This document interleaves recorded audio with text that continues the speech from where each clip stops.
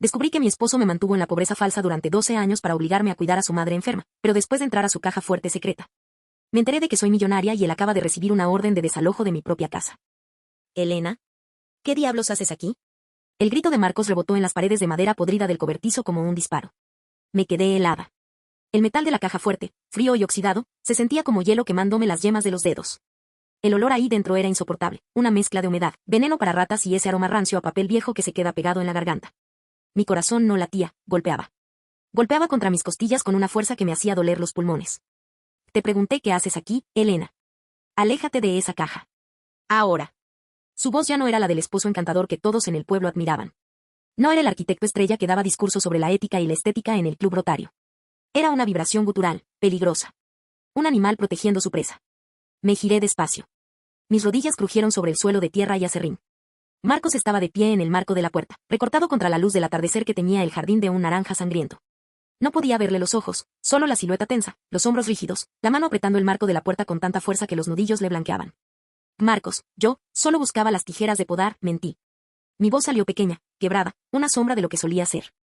Mentira. Dio un paso al frente. El suelo de madera vieja gimió bajo sus botas caras de cuero. Las tijeras están en el garaje. Te dije que este lugar no era seguro. Te dije que el techo se está cayendo, que hay químicos. ¿Acaso no me escuchas nunca? ¿Es que tu única misión en esta vida es hacerme todo más difícil? Y no es eso, retrocedí un paso, chocando contra la mesa de trabajo llena de frascos de vidrio sin etiqueta. Es que, la puerta estaba abierta. Y vi esta caja. Pensé que quizás. ¿Qué pensaste, Elena? ¿Qué pensaste? Se acercó más. Podía oler su perfume, ese aroma a sándalo y éxito que siempre me había dado seguridad y que ahora me revolvía el estómago. Estaba a menos de 1 metro. Su respiración era errática. ¿Pensaste que escondía joyas? ¿Cartas de amor? ¿Crees que tengo tiempo para esas estupideces mientras me rompo la espalda intentando que no nos embarguen la casa? Me quedé callada. El reloj de pulsera que él me regaló por nuestro 10º aniversario hacía un tic-tac ensordecedor en el silencio del cobertizo. Tic. Tac. Tic. Tac. Hice un esfuerzo sobrehumano por no mirar el papel que acababa de meter bajo mi falda, justo antes de que él entrara. El testamento. El sello de la notaría. El nombre de mi padre.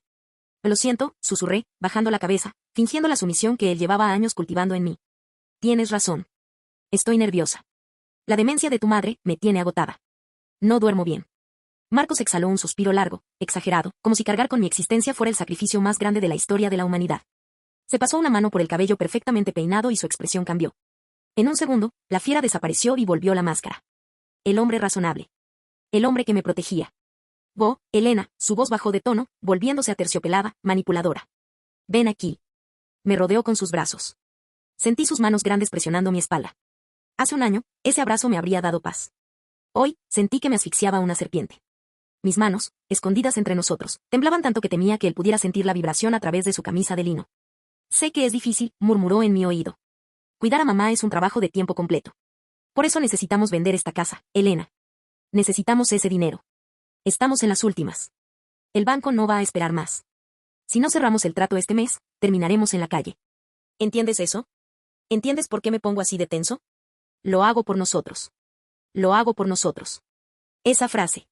La había escuchado 1000 veces en la última década. Cuando dejé mi carrera como abogada corporativa porque él necesitaba apoyo en el estudio y la casa era un caos. Lo hago por nosotros. Cuando dejamos de salir a cenar y cancelamos los viajes porque la crisis de la construcción lo había golpeado fuerte. Lo hago por nosotros. Cuando su madre enfermó de un día para otro y él decidió que no podíamos pagar una enfermera privada, que yo debía ser quien la bañara, la alimentara y aguantara sus delirios. Lo hago por nosotros. Sentí una náusea violenta. Recordé el papel escondido. Fondo fiduciario, Elena RM beneficiaria única. Saldo inicial, 4.2 millones. ¿Y la fecha? La fecha del testamento era de hace 8 años. ¿8 años? Llevábamos 8 años viviendo en una supuesta austeridad franciscana. 8 años en los que yo me remendaba la ropa mientras él decía que no podíamos gastar ni en un par de zapatos nuevos. 8 años de Elena, apaga la calefacción, que la factura es impagable. 8 años de Elena, no podemos permitirnos ese tratamiento para tus migrañas, usa aspirinas. Vamos adentro, dijo él, soltándome pero manteniendo su mano firme en mi codo, guiándome hacia la salida. Tienes que darle la medicación a mamá. Ya es tarde y se va a poner agitada. No queremos otro episodio como el de ayer, ¿verdad? No, dije, tratando de que mi voz no sonara como un grito. No queremos eso. Caminamos por el jardín. Las rosas que yo misma había plantado estaban marchitas por falta de fertilizante. Es un lujo innecesario, decía él. Crucé el umbral de la casa, esa casa que yo creía que estábamos a punto de perder, y el olor a desinfectante y encierro me golpeó la cara. Subí las escaleras mecánicamente. Marcos se quedó abajo, probablemente regresando al cobertizo para cerrar la caja fuerte con doble llave. Entré en la habitación de mi suegra, doña Beatriz. La habitación estaba en penumbra. El televisor estaba encendido, sin volumen, mostrando imágenes de colores brillantes que iluminaban el rostro pálido y hundido de la mujer en la cama. Beatriz tenía solo 68 años, pero parecía de 90. Sus ojos estaban fijos en el techo, las pupilas dilatadas, la boca entreabierta. «Hola, Beatriz», dije, acercándome a la mesita de noche. Allí estaban. Los frascos de pastillas. Las gotas. El cóctel que Marcos preparaba cada mañana y que yo, como una estúpida enfermera obediente, le administraba religiosamente cada 8 horas. Para su demencia, decía el frasco con una etiqueta impresa en casa. Para su paz. Me senté en el borde de la cama y le tomé la mano. Estaba fría. Una sospecha, un pensamiento oscuro y afilado como un bisturí, empezó a cortarme la mente. ¿Por qué nunca la ve un médico en casa? ¿Por qué Marcos siempre va solo a buscar las recetas? ¿Por qué ella parece estar más ida justo después de que yo le doy la medicina? Miré el papel que había sacado del cobertizo y que ahora descansaba sobre mis muslos. Mis ojos se llenaron de lágrimas, pero no eran lágrimas de tristeza. Eran de una rabia pura, volcánica, que empezaba a hervir desde lo más profundo de mis entrañas. Me acerqué al oído de Beatriz. Beatriz, susurré. ¿Me escuchas? Soy Elena. La mujer no se movió. Solo un hilo de saliva escapó de la comisura de su boca. Marcos me ha estado mintiendo, continué, con la voz temblando. Me ha dicho que no tenemos dinero. Me ha dicho que tu padre no dejó nada. Pero encontré los papeles, Beatriz. Encontré el fondo a mi nombre. De repente, los dedos de Beatriz se cerraron sobre mi muñeca. No fue un espasmo. Fue un agarre firme, desesperado. Sus ojos, antes vacíos, se movieron lentamente hacia los míos. Había terror en ellos. Un terror lúcido. Intentó hablar. Sus labios se movieron, pero solo salió un quejido seco, una lucha contra la sedación que la mantenía prisionera en su propio cuerpo. Intentó decir. Malo. ¿Quién es malo, Beatriz? Marcos. Ella asintió casi imperceptiblemente. Sus ojos se llenaron de lágrimas y una sola palabra logró cruzar la barrera de su lengua entorpecida por los fármacos. No, pastillas, no. Escuché los pasos de Marcos en la escalera. Pesados. Rítmicos. El sonido de un hombre que cree que tiene el control total de su universo. El sonido del arquitecto de mi propia cárcel. Escondí el testamento bajo la almohada de Beatriz en un movimiento rápido y me puse de pie justo cuando la puerta de la habitación se abría. ¿Ya se las diste?, preguntó Marcos, apoyándose en el marco de la puerta, observándonos con esa sonrisa gélida que antes yo confundía con amor. Miré el vaso de agua. Miré a la mujer que me rogaba con la mirada que no la matara lentamente un día más. Miré al hombre con el que había compartido mi cama, mis secretos y mi vida durante 15 años, y por primera vez, no vi a mi esposo. Vi a un monstruo. Todavía no, respondí, tratando de que mi pulso no me delatara. Estaba esperando a que llegaras tú. Sabes que a veces se pone difícil si no estás presente. Marcos entró en la habitación, frotándose las manos. Tienes razón. Vamos, mamá. Tómate tu medicina. Es por tu bien. Me alejé hacia la ventana, mirando la oscuridad que devoraba el jardín. El juego había cambiado. Ya no era la esposa abnegada. Ya no era la cuidadora cansada. En ese momento, mientras escuchaba a Marcos obligar a su madre a tragar el veneno que la mantenía callada, tomé una decisión. Iba a quemar su mundo hasta los cimientos. Pero primero, necesitaba saber qué tan profundo llegaba el agujero de sus mentiras. Y necesitaba que él creyera, una noche más, que yo seguía siendo su idiota perfecta. La cena fue un ejercicio de contención agónico. Marcos servía el vino con esa parsimonia que antes me parecía elegante y que ahora me provocaba ganas de estrellarle la botella en la cabeza. Él hablaba sobre la reunión con los inversores de lunes, sobre cómo la venta de la casa era nuestra única salvación, nuestro salvavidas. ¿Estás bien, Elena?, preguntó de repente, clavándome esos ojos color avellana que yo solía adorar. Estás muy callada. Solo estoy cansada, Marcos. La rutina me está matando, respondí, bajando la mirada hacia mi plato de pasta, que apenas había probado. Todo esto terminará pronto. Lo prometo. Solo aguanta un poco más. Aguanta. Esa palabra resonaba en mi cerebro como un mantra de tortura. ¿Cuánto tiempo más? ¿Hasta que su madre muriera de sobredosis de sedantes? ¿Hasta que yo terminara interna en un psiquiátrico por mi colapso mental provocado por años de estrés fabricado? Me levanté, alegando un dolor de cabeza, y me encerré en el baño. Me miré al espejo. Mi rostro no revelaba nada. Esa era mi ventaja. Él me había subestimado durante una década, convenciéndose de que yo era una mujer frágil, dependiente, sin carácter. Se equivocaba. La abogada que había en mí, la que él me obligó a enterrar, estaba despertando con una sed de venganza que me hacía temblar las manos. Esperé 2 horas. Escuché sus pasos pesados por el pasillo. El sonido de la puerta de nuestro dormitorio cerrándose. El silencio de la casa, roto solo por el chirrido de las vigas viejas y el murmullo lejano de la televisión de Beatriz. Esperé otra hora más. Mi respiración era apenas un hilo de aire. Salí de la habitación, descalza, pisando las zonas de la tarima que sabía que no crujían. El pasillo se sentía como una zona de guerra. Un paso en falso y todo el plan se derrumbaría. Llegué al estudio. La puerta estaba entornada. Entré y el olor a tabaco y cuero me golpeó. Me senté en la silla de su escritorio, la silla que él reclamaba como su trono de decisiones. Encendí su portátil. La pantalla se iluminó, bañando la habitación con una luz azul espectral. ¿Contraseña? Probé la fecha de nuestra boda. Incorrecta. Probé el nombre de su madre. Incorrecta. Me detuve. Cerré los ojos. Pensé en cómo él siempre se jactaba de su ego, de su intelecto. ¿Qué pondría un narcisista como él? Tecleé, legado 4.2. El escritorio de Windows apareció al instante. El aliento se me cortó. Mi propia fecha de aniversario de boda con el número del fondo fiduciario. Su arrogancia era su talón de Aquiles. Comencé a navegar por sus carpetas. No busqué correos personales al principio. Fui directo a proyectos. Encontré una subcarpeta llamada estructura final. Lo que vi me hizo querer gritar, pero solo pude emitir un siseo de puro odio. No solo no estábamos en quiebra.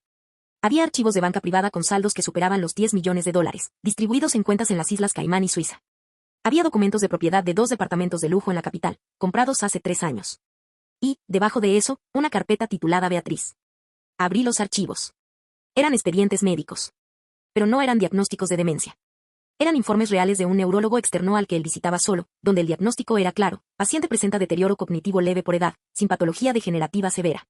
Recomendación: estimulación mental y dieta equilibrada. Al lado, había una lista de farmacias ilegales en la dark web donde él compraba el cóctel de sedantes. Había un PDF con un título que me heló la sangre: protocolo de gestión de carga. Era un documento de Excel donde detallaba cuánto dinero ahorraba al mes por no contratar una enfermera profesional para su propia madre. Él no estaba cuidando a su madre. Estaba ahorrando a costa de su salud mental, manteniéndola drogada para que no pudiera hablar, para que no pudiera exigir su herencia. Para que no pudiera decirme que él estaba robando cada céntimo que pertenecía a la familia. Seguí navegando, mis ojos escaneando líneas y líneas de datos, cuando vi un archivo titulado Elena-salida. Hice clic. Eran borradores de un divorcio. Pero no un divorcio cualquiera. Había fotos mías, tomadas sin mi consentimiento, saliendo del supermercado, durmiendo en el sofá, llorando en el porche. Estaba documentando mi inestabilidad mental. Tenía preparado un caso legal para internarme en una institución pública una vez que vendiera la casa y se fuera con el dinero. Iba a declararme incapacitada para quedarse con todo. Me iba a destruir. El pánico se apoderó de mí. Mi pulso era un tambor desbocado. Necesitaba pruebas. Necesitaba pruebas reales que pudiera descargar. Conecté mi USB y comencé a copiar todo. El progreso de la barra de descarga era lento. 20%. 40%. Un ruido. Un crujido en el pasillo. Apagué el monitor de golpe. La oscuridad me engulló. Me tiré al suelo, debajo del escritorio, justo cuando la manija de la puerta giraba. Marcos entró. No encendió la luz principal, solo una pequeña lámpara de pie. Lo vi a través de la rendija de la mesa. Se veía demacrado, el rostro desdibujado por la ansiedad que ocultaba bajo su traje impecable. Se dirigió al escritorio. Estaba a centímetros de mi cabeza. Podía ver sus zapatos, sus pies descalzos apoyados sobre la alfombra. Maldita sea, susurró, con un tono que no reconocí. Era un tono de desesperación total. Se sentó. La silla giratoria se movió, empujando mis rodillas. Contuve el aire. No respires, Elena. No respires. Escuché el sonido de teclas. Estaba revisando el ordenador. Elena, dijo en voz baja, casi como una advertencia. Sé que estás despierta. Sé que estás tramando algo. Se quedó en silencio. ¿Estaba hablando solo? ¿O sospechaba de mí? Te vas a arrepentir, continuó, con una frialdad que me congeló la médula. Si no haces lo que te pido, si no firmas esa venta, te juro por Dios que terminarás encerrada antes de que acabe el verano. Nadie te va a creer. Eres la esposa loca que no puede ni cuidar a su suegra. Se levantó. Caminó hacia la ventana. La luz de la luna iluminaba su perfil, haciéndolo ver como una estatua de mármol. Solo un poco más. Solo necesito que firmes el lunes. Entonces, seremos libres. Tú, yo y, bueno, tú ya no importarás. Me quedé allí, hecha un ovillo, mientras él salía de la habitación dejando la puerta abierta. Esperé a que sus pasos se perdieran en la distancia, hacia el dormitorio. Me arrastré fuera del escritorio, mis rodillas sangrando por el roce con la madera. El USB estaba conectado. La transferencia había llegado al 98%. Mis manos no paraban de temblar. El tiempo se detenía. 99%. ¿Y si él ha instalado un programa para monitorizar el USB? ¿Y si sabe que estoy aquí? 100%. Arrancó el dispositivo, lo guardé en mi ropa interior y me levanté. Mi mente, que había estado nublada por la sumisión durante años, estaba ahora iluminada por una claridad eléctrica. Ya no tenía miedo. El miedo se había evaporado, reemplazado por una frialdad matemática. Él quería una esposa loca. Iba a darle una, pero no la que él esperaba. Salí del estudio, cerré la puerta con el mayor sigilo posible y me dirigí al cuarto de Beatriz. Esta vez, no entré para cuidarla. Entré para salvarla. Y para empezar el principio del fin. Entré en la habitación de Beatriz como un fantasma. El aire pesaba, saturado de ese olor a medicina barata y estancamiento. Me acerqué a la mesita de noche y, con un movimiento firme, tomé el frasco de gotas para el descanso. No lo tiré. Lo guardé en mi bolsillo. Necesitaba el cuerpo del delito. Beatriz, le susurré al oído, mientras sentía sus dedos apretando mi muñeca con una fuerza sobrenatural para alguien en su estado. Escúchame bien. No vas a tomar ni una gota más de esa basura. Se acabó. Mañana vendrá un médico de verdad. Mañana se acaba el sueño. Ella soltó un gemido que me partió el alma, una mezcla de alivio y puro terror. Sus ojos buscaban la puerta. Sabía que Marcos estaba al acecho. Pasé el resto de la noche sentada en el suelo del baño, con la espalda apoyada contra la puerta cerrada con llave. El USB quemaba contra mi piel. Revisé los archivos una y otra vez en mi teléfono usando un adaptador. Millones. Millones de dólares que nos pertenecían a Beatriz y a mí, mientras yo lavaba sábanas a mano para ahorrar electricidad y ella se consumía en una cama. A las 6 de la mañana, escuché el despertador de Marcos. El sonido metálico era la campana de inicio de mi ejecución. Bajé a la cocina. Me puse el delantal. Preparé el café. Mantuve la mirada baja, el cabello revuelto, la imagen perfecta de la mujer rota que él creía haber domesticado. Cuando Marcos entró, llevaba su traje de $3,000, el que usaba para fingir éxito ante los clientes mientras me decía que no teníamos para la hipoteca. Buenos días, cariño, dijo él, depositando un beso gélido en mi coronilla. ¿Dormiste algo? Tienes unas ojeras terribles. Deberías tomar algo tú también. Estoy bien, Marcos, respondí, mi voz era un hilo monótono. Solo quiero que pase el lunes. Quiero firmar esos papeles y que todo este peso desaparezca. Él sonrió. Fue una sonrisa de depredador que acaba de ver a su presa caminar voluntariamente hacia la trampa. Esa es mi chica. Los abogados vendrán a las 11. Ten a mamá lista. Tiene que parecer presentable. No queremos que los compradores piensen que la casa está maldita por una anciana demente. Estará perfecta, mentí, sintiendo el sabor de la bilis en la garganta. En cuanto él se encerró en su estudio para su llamada de negocios, llamé al número que había memorizado la noche anterior, el de mi antiguo bufete. Hablé con Javier, mi mentor. 3 palabras fueron suficientes. Código rojo. Herencia. Sedación. Él entendió. A las 10:45 de la mañana, el coche de los abogados de Marcos aparcó en la entrada. Eran 2 hombres de expresión severa, cargando maletines llenos de mentiras. Marcos bajó las escaleras, radiante, extendiendo la mano con una hipocresía que me daba ganas de vomitar. Elena, trae los documentos y a Beatriz, ordenó Marcos, con un tono de mando que ya no se molestaba en ocultar. Fui al piso de arriba. Ayudé a Beatriz a sentarse en su silla de ruedas. Estaba pálida, pero sus ojos estaban abiertos. Despiertos por primera vez en meses. Le puse un chal sobre los hombros y bajamos por el ascensor de carga que él había instalado para facilitar las cosas. Entramos en el salón. Marcos estaba sentado a la cabeza de la mesa, con los papeles de la venta y la cesión de derechos sobre la herencia de mi padre, que él había camuflado como gastos de mantenimiento, listos para mi firma. Aquí estamos, dijo Marcos. Elena, firma primero la sección B. Es la autorización para el fondo de liquidación. Tomé la pluma. El silencio en la sala era tan denso que podía oír mi propio parpadeo. Miré a Marcos. Estaba sudando. Una pequeña gota recorría su sien. Estaba a un paso de conseguirlo todo. Marcos, dije, dejando la pluma sobre la mesa con un golpe seco. Antes de firmar, tengo una pregunta. ¿Por qué el código de tu ordenador es el monto exacto del fideicomiso que me robaste? El color desapareció de su rostro de forma instantánea. Se quedó gris, como el cemento. Los abogados se miraron entre sí, confundidos. De Elena, no empieces con tus delirios ahora, dijo él, tratando de reír, pero su voz salió como un graznido. Señores, lo siento, ella no ha estado bien de la cabeza. Tengo los informes, Marcos, continué, mi voz subiendo de volumen, llenando cada rincón de la casa. Tengo los recibos de las farmacias ilegales. Tengo los videos de Beatriz despertando hoy después de que dejé de darle tu medicina. Y tengo a la policía y a una ambulancia privada a 2 minutos de aquí. Marcos se levantó de un salto, tirando la silla. Sus ojos estaban inyectados en sangre. Cállate. Que estás loca. Nadie te va a creer. Y gritó, lanzándose hacia mí para quitarme el teléfono. Firmarás esos papeles aunque tenga que obligarte. En ese momento, la puerta principal se abrió de golpe.